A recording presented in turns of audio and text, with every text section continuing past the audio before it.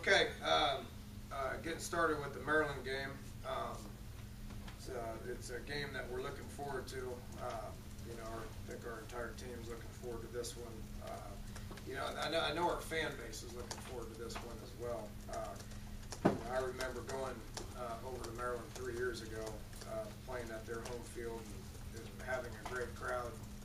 I thought we traveled well and was an entertaining game.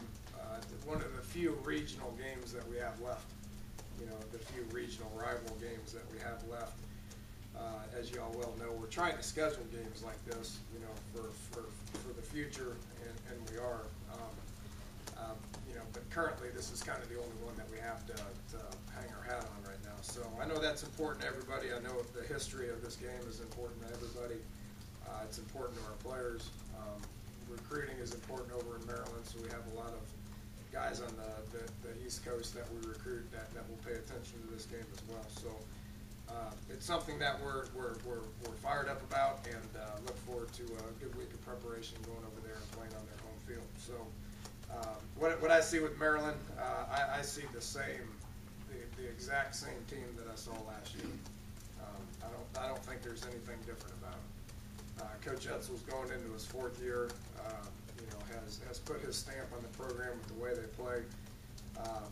They got a lot of returning players. The systems on all 3 sides of the ball. Coach Loxley's going into his 3rd year with the scheme offensively. Coach Stewart's going into his 3rd year with the scheme defensively.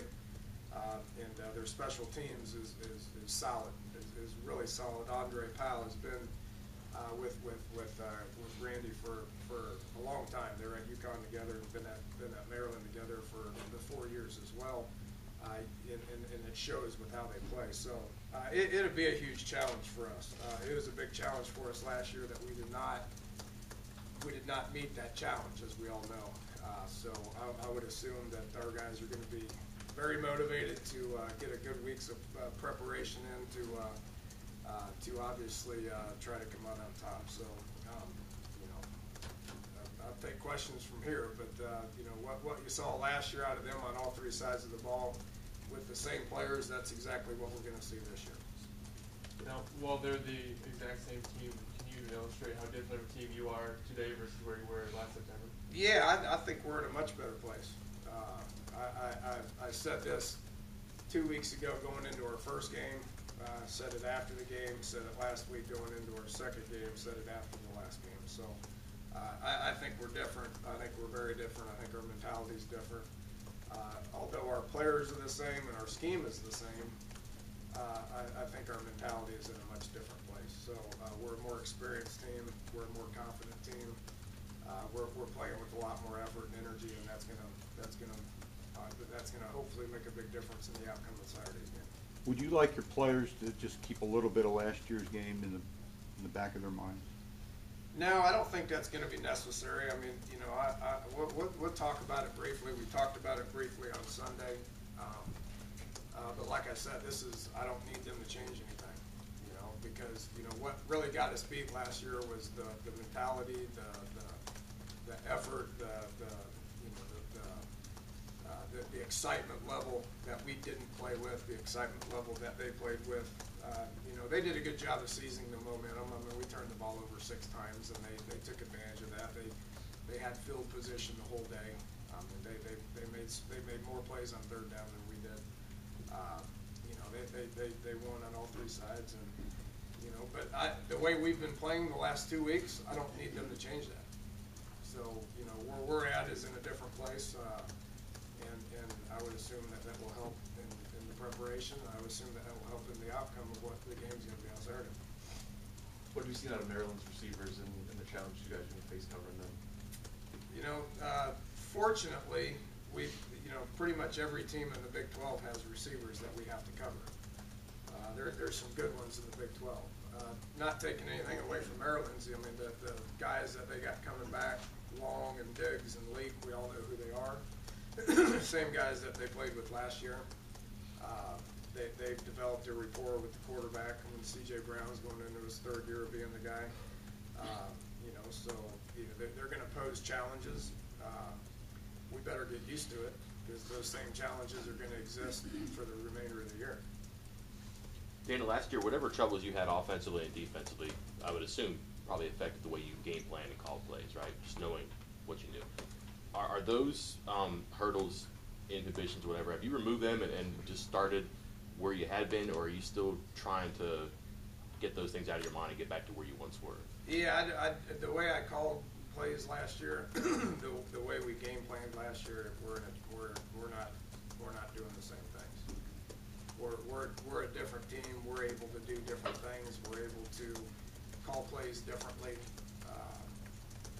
You can just look at the tape over the last 2 weeks and see that it's a little bit different than what it's been in the past. So, it comes down to obviously playing with great effort. Being confident as coaches, being confident as players, playing with great effort, coaching with great effort, putting a product out there everybody is proud of.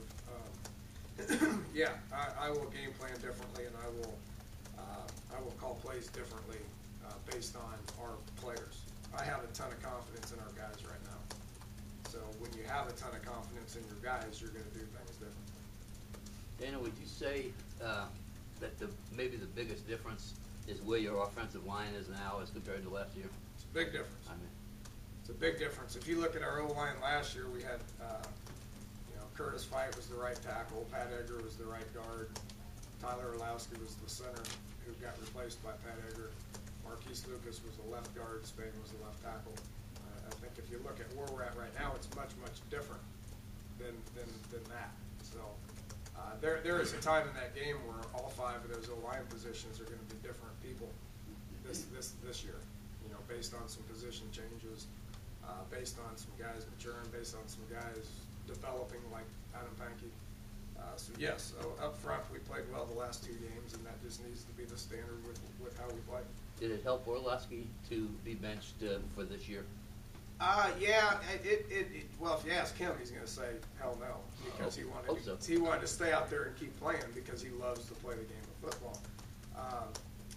For whatever reason, we decided, and we didn't wholeheartedly bench him. I mean, we still played him a good bit throughout the course of the season. He still took a lot of snaps periodically throughout the course of the season. A redshirt freshman is usually not physically ready to play. Now, Maryland's defensive line, it showed up against Oklahoma, it showed up against Maryland last year with Tyler. And he's a different dude now. I mean, when you're playing against very experienced nose guards that are big and powerful and seniors, then a redshirt freshman can struggle at times. And he did. And I'll tell you the other thing, he didn't have as much help with his guards either. Right now, he's getting some help with 2 guards that are playing pretty good. And the comfort level that those 3 have with each other right now are completely different than at any point last year. Dan, if I can go back to my question, if you don't mind, did that start first snap Alabama? Like you knew you completely turned the page, or were there certain things you had to have them prove out in the first game or 2 where you could move on? I don't think we've turned the page. There's still going to be a lot of challenges ahead of us. Are we better? Yes. I mean, we should be better. I mean, it's all the same, pretty much guys coming back and just a lot of snaps and improvement. And a quarterback that understands what we're trying to do. His comfort level is on a different scale, obviously. Clint wanted to play in this game last year. I didn't think he was ready. So he's pretty eager to get out there and play. Give an update on Tonkery. Day to day. He's not ruled out. He's day to day. Can you speak to the difficulty of shutting a team out in this day and age of college football? Well, it's tough. It's tough. It's especially tough when you play all your backups for as many snaps as we played all our backups. So the second team and third team guys got in there and still played hard. The effort stayed the same regardless of who was out there. So yeah, it's tough regardless of who the opponent is, and it's especially tough when you play as many people as we did defensively. So yeah, I was glad that happened. Dan, do you think that one game can set the tone for the rest of the season? Because it seems like this one against Maryland has been the case the last few years. I know how important this game is. I know how important it is to the fans and based on what happened, I can assure you it means a lot to the coaches and the players. You know, with that said, it's one game, and I know we talked about it last year, and I know what the history says. But again, we're not going to change our mentality because of what the history says. After this game, we have 9 Big 12 games that are all important. Each and every one of them are important. You know, this game is important because it's the next game. This one's important because it's a regional rival game. This one's important because of what happened last year. When we sit here a week from today, I'm going to be telling you how important the next one is. So I know the media makes a big deal about it. I know the history says a lot about that, but you know, we got to stay on guard from that because the next one's pretty important. Dana, now that you've used him, do you find a package for William Press each week if you can? How do you use him? I'd like to. He brings something to the table that's pretty good. Is dynamic, is physical, is mature, is still learning. You know, there is a lot of things that happened that you know, were unfortunately he's not going to be able to get away with a lot of that stuff if the game is very close or if the game is not decided. So the good news is we will practice him a lot. You know, we'll have opportunities to practice him. Right now he's listed as the number 2 quarterback. So you know, if Clint's helmet comes off, then William will be running in there because he's the second-team quarterback right now. We will still have Paul Millard ready to go. You know, we'll have Skylar Howard ready to go. So we will just make those decisions based on what gives us the best opportunity to win. Have you looked into the possibility, or have you continued to look into the possibility of redshirting Paul? Yeah, if we don't play him, then he will get that year back. But like I said, he's a 4th-year senior, so if we don't play him, then he'll have another year. You know, like I said, it all depends on what gives us the best opportunity to win. And he knows that if he gives us the best opportunity to win, he's going in. Coach, I know you're still in prep week, but do you foresee any changes in depth chart at all? I don't really think so. I mean, you know, we didn't lose anybody to injuries. I don't think anybody that was a starter did anything to warrant being replaced. We're going to continue to evaluate our backups to see how they play. We all know Bowie played well, so he'll get a look for a few more snaps. Jared Harper as a backup played well. He'll get opportunities to play as a backup, and we will. Shaq Petaway, you know, he played better. It seems like for the first time in 3 years. So he will get more opportunities to get out there and play. But depth chart will stay the same. You know, who goes in next, I don't know yet. Wait and see how practice goes. And Maryland's going to be wearing some pretty fancy uniforms this week. What effect do the uniforms have? Do they have any? And like, how do you pick what you're wearing? Well, I don't. I mean, I know the players pick what we wear. I mean, we're not going to. You know, everybody thinks that we're cutting edge because we changed our uniforms last year. But you know, there's more alternative uniforms out there right now that exist that doesn't exist here. I can assure you that. So I like the ones we got. We'll let them pick the accommodations. I don't know. I can't speak for Maryland and all that. I know it affects recruiting. I know it's all about recruiting, and the more uniforms that you can have, the more fired up the recruits get. So what they wear is not going to affect us one bit. Not to harp on uniforms, obviously it's very important, but your brand is associated with it. I mean, people look out there, they see the gold and blue, they know West Virginia. I mean, is there a certain value to that, being able to look out on the field and know it's you guys playing without having to check the score? Well, now no, to answer your question, because TV makes good. They're going to let you know who's playing. With that said, when you play on the road, you have to wear white. So why do we have white uniforms? Because you have to wear white. Okay. Now we're a road team this week that Maryland put in a petition to be able to wear white because they unveiled some new fancy uniforms. You know, and we said, fine, we don't care. That's good for you. And we're going to wear the darker colors.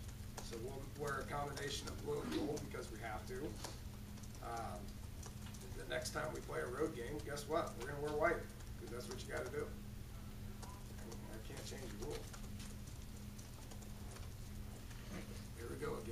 talks of the big uniform talk, right? And will you continue to move Darryl Worley around on what you perceive to be the best receiver, or are you going to keep him more of a left-right quarterback alignment? He moves around some. I mean, he primarily lines up on the left side, but that doesn't mean he can't line up on the right side. Yeah, he's right now playing pretty good. So he will continue to, and I'm not going to tell you exactly what our plan is with him this week, but we will move him around based on him being one of our better players. And wherever we feel like he gives us the best position to be successful, that's where he'll go. Dana, while the offense has been extremely efficient the first couple of games, are you concerned at all about the lack of big plays over the first two contests? Yeah, a little bit. A little bit. You know, we had a little talk offensively about that. We've had 14, 15 explosive plays per game, but we haven't had explosive plays at the point where we've scored. You know, an explosive play is in our definition, 12 yards a rush, 14 yards a screen, 16 yards a pass. That's an explosive play, and we keep track of that.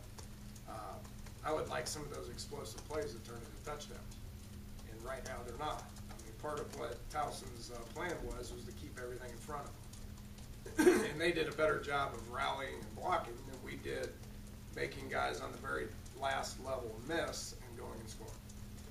Yes, I'm a little concerned about it, and we're going to work on it and try to get better at it. Dana, how much of that is Clint getting rid of the ball quickly and not pushing the ball just because you want to get rid of him?